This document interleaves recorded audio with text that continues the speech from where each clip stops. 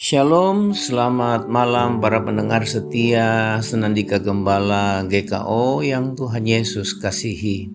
Saved by the Bell. Bagaimana Anda menerjemahkan kalimat Saved by the Bell? Ungkapan itu biasanya digunakan orang untuk menunjukkan peristiwa di mana seseorang terselamatkan oleh karena sebuah keadaan. Di dunia tinju misalnya, khususnya seorang petinju yang sudah hampir kalah TKO maupun KO bisa terselamatkan karena bel tanda akhir ronde berbunyi, di mana sang petinju bisa terhindar dari pukulan bertubi-tubi, menarik nafas panjang agar paru-parunya terisi lagi dengan oksigen, beristirahat selama 1 menit, minum air sedikit sehingga ia siap untuk meneruskan pertandingan dengan segar. Tahukah Anda bahwa ungkapan ini bermula pada tahun 1696 ketika seorang penjaga bernama John Hatfield sedang bertugas di Windsor Castle di Inggris. Tugas seorang penjaga dilaksanakan dengan serius di zaman itu. Dan pada dasarnya itu berarti bahwa sang penjaga harus tetap waspada. Namun John Hatfield dituduh tidur di tempat jaganya dan mengabaikan tugasnya. Ia diadili karena tuduhan itu. Akan tetapi Hatfield kemudian mengajukan pembelaannya dengan pengakuan bahwa dirinya sama sekali tidak tertidur. Malah dirinya mengaku mendengar suara lonceng gereja katedral St. Paul yang jaraknya 20 mil jauhnya dari London berdentang sebanyak 13 kali.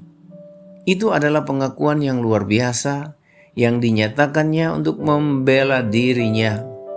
Namun John Hatfield tetap dinyatakan bersalah.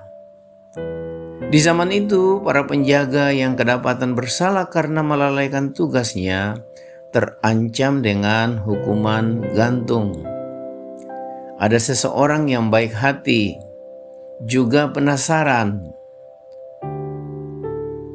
merenungkan cukup lama pembelaan Hatfield yang luar biasa itu, dan diam-diam ia memutuskan untuk menyelidikinya.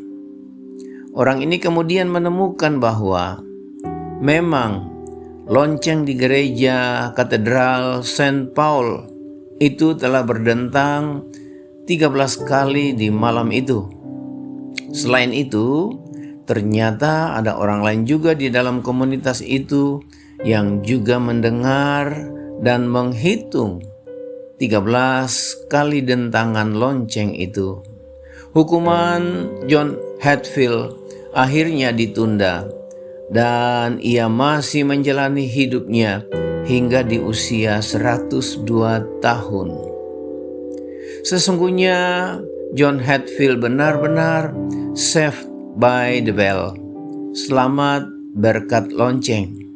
Firman Tuhan di dalam Efesus 2 ayat 8 berkata, "Sebab karena kasih karunia kamu diselamatkan oleh iman. Itu bukan hasil usahamu, tetapi pemberian Allah." Saudaraku, jika John Hatfield ditolong Tuhan lewat dentangan lonceng saat itu, maka Tuhan juga punya sejuta cara untuk melepaskan kita dari penderitaan dan kesukaran hidup yang kita alami. Saya Pendeta Yohanes Ishak Latu Papua dalam Senandika Gembala GKO. Selamat malam.